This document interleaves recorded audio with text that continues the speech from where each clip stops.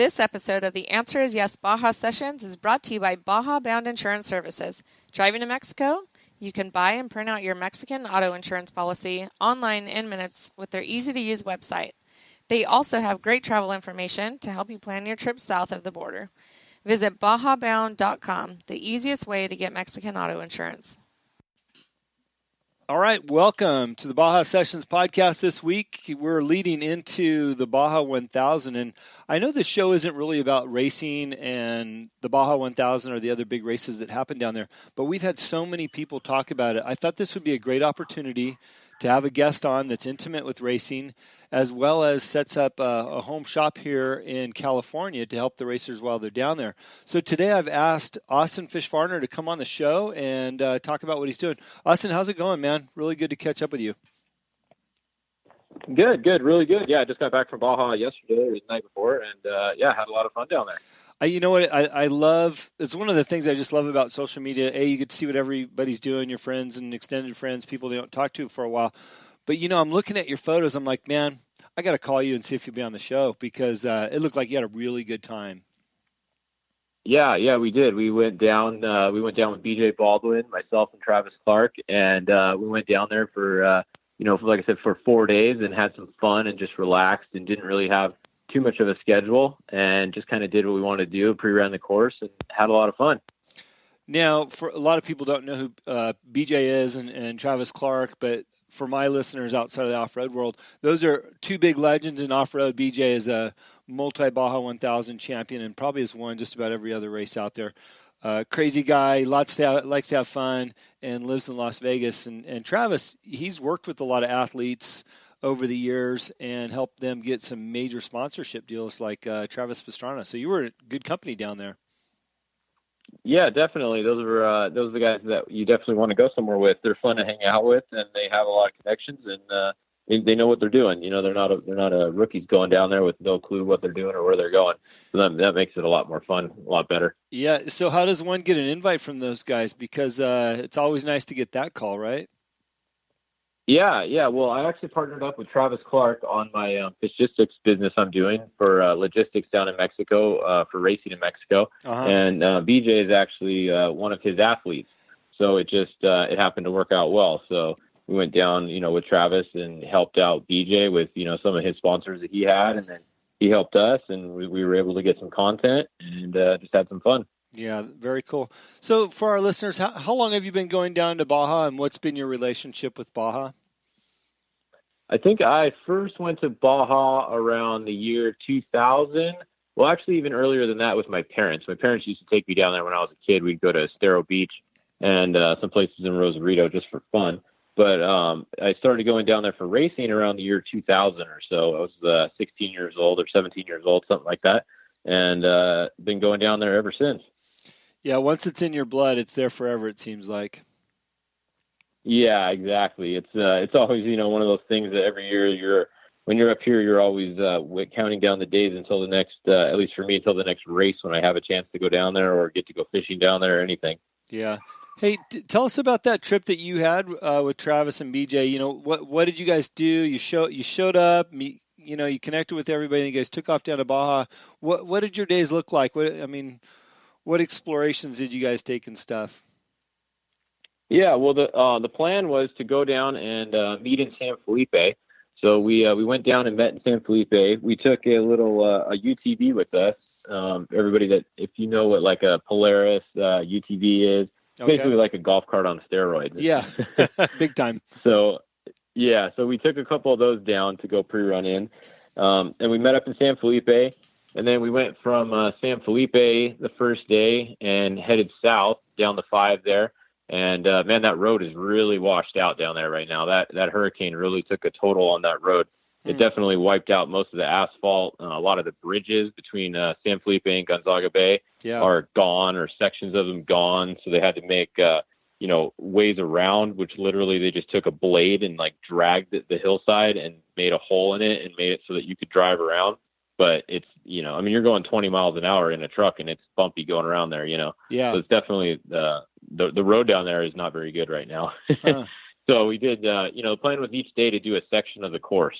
The course this year is 800 miles long, and we were going to cover about 400 miles of it.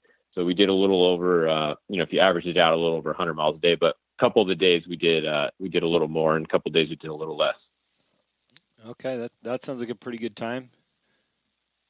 Yeah, it was a lot of fun. We didn't really have any issues. There's not much cell phone coverage down there in the areas we were in, so it's kind of nice to be away from everything down there for a few days. You don't get bugged by anybody. Your phone's not blowing up every 2 seconds. Even though I'm a big social media guy, like, it is cool to just be down there and not have access to it for a few days. So that always makes it exciting. Yeah. Well, listen, most people on the show, we talk about, travel and tourism down in Baja, and this is a little bit race specific, but I'm curious to know. And by the way, for everybody listening, what he's referring to is pre-running the Baja 1000 race course in the Razor or whatever tool, mechanized vehicle you have to go do that can handle the terrain. And the job is to understand the course itself and what challenges you might have come race day. So what I'm curious about is how intense is BJ with his note-taking and pre-running the course? Or is it more kind of we're out here having a good time and at least I get to see it? I mean, what is that like? Because I've been with some really intense teams where it's more like a job versus fun. Yeah, BJ is definitely on the more fun side of it. That's for sure. I mean, the last race, the Baja 500 a few months ago, I was down there with Andy McMillan and pre-running with him, and he is pretty much one of the I don't want to call it like strictest, but he's the most like business person when he's pre-running. He still has fun, but he's definitely all about business when he's pre-running, and it's fun, but the course and markings and all that stuff comes first. With BJ, he's getting his work done. He's getting the things marked that need to be marked, but he's definitely not sacrificing any fun to do anything extra. He wants to to have fun while you're down there. So it's kind of cool to get a chance to go with both of them. Yeah, and in different types of vehicles too. And they're both top contenders. BJ's had his day on the podium, and certainly the McMillans have all had their days on the podium, more so recently. But the approach is obviously a little bit different, but they both get the job done. Yeah, exactly. I mean, that's just different, different styles for different people. Whatever floats your boat, I guess. Whatever way you want to do it. They're both spending a lot of money to do it, and they're both doing it, the right way. It's just a little different way. Yeah. Well, as I'm sure you look at it this way, the pre-running of a Baja 1000 course is really kind of the reward before the work on race day, because you get to see the terrain and enjoy everything that Baja is all about, including the food, the hospitality, the scenery, the beaches, the desert itself, and everything in between, and of course the random stories that happen while you're doing it. Yeah, exactly. I have more fun pre-running than I've ever had in a race, I think. During a race, you're super stressed out. You're worried about, any little thing going wrong. You get a flat tire, you got to get it changed as fast as you can. If you get a flat tire when you're pre-running, you don't really care. You just pull over, have a drink, get a snack, and then change the tire and keep going. It's way less stressful. And then going down there in something like we went down there in the Can-Am, it's a Can-Am X3, literally almost from the factory, straight from the factory, you can buy a vehicle and go to your dealer, buy it, and go to Baja and go wherever you want in Baja. Yeah. The things are 4-wheel drive. They go through the silt. They go up rock hills. They go pretty much anywhere. So you don't need to spend big, crazy money. I mean, you can get a Can-Am X3 for around $30,000 and it's ready to go. Like literally you could pick it up from the dealer and go straight to Baja and go do the Baja 1000 course in it. Yeah. And by the way, for those listening that have ever had the itch to go race in an off-road sanctioned event, you can enter those Can-Ams. There is a class for it in SCORE, and there's a class for it in Best in the Desert, which happens in Nevada and Arizona. And also the NORA race, there's a really good class for the NORA race where you can experience the 1,000 miles of what is close to the original Baja 1000 as possible. So great vehicle to go down there and explore Baja in, whether it's casually or in a sanctioned race. Yeah, exactly. And I know some of the race vehicles are highly modified, but especially in the NORA race, which I know you've been to the NORA race a few times, I'm sure you can, you can take almost a stock one and actually enter it in the race at the NORA race and do the whole race course while you're actually racing. You don't need to spend a bunch of money to modify them. That's for sure. And they'll go just as fast as a lot of the vehicles that cost, 2 or 3 times as much money, it seems like, in a lot of the areas. Yeah, absolutely. And the Nora does have this year specifically something that you can bring your stock vehicle down. I forget what they're calling it, but they opened up something new, and I think it's a fantastic opportunity for people to get to know Baja. The thing about those Can-Ams and the Razors is that, like you said, they're user-friendly out of the box, and they can handle the terrain down there. Yep. Yeah. Like, and if you just want to, put some wheels and tires on it, just do some, a little bit of stuff. Really, I mean, there's a bunch of places you can take it. The place where we took ours was Baja HQ in San Clemente. And Cameron Steele, the owner, he's another big Baja guy. I think he's down in Baja more days out of the year than he's in the U.S., it seems. Yeah. So, Cameron, he knows everything down there. So if you have any questions, just, hit up Baja HQ on Facebook or check out their website, and they can dial you in for Baja. Yeah, I'm glad you mentioned that. Cameron was actually on this show. I think it's been about 2 months now. We talked about the headquarters. We actually interviewed him there. We wanted to check the place out. I think he's just done a fantastic job. If you're somebody just into recreational off-road, or you got a pickup truck that you want modified, a little love with, Baja HQ is definitely the spot. They got a little bit of everything there, and these guys know how to put your stuff together, make it look good, and make it work good. Depending on what you want. So thanks again for bringing that up. Yeah, exactly. Those guys over there have the, they're not just some off-road fly-by-night shop that opened up and has Baja in their name. They are actually Baja HQ. Like I said, those guys, they've been to Baja, been going down there a long time, and they know what they're doing. So they can do anything you want to do in Baja, you talk to those guys. Yeah, good. Okay, so Baja 1000 is coming up this week. I'm an armchair racer this weekend, and you have a great resource for me to not only enjoy the race, but if I'm a race team, you also have a resource for race teams. Can you tell us about your business? You briefly mentioned the name of it. You're partnered with Travis Clark on it. Can you tell us about what you're doing and what you're offering to people?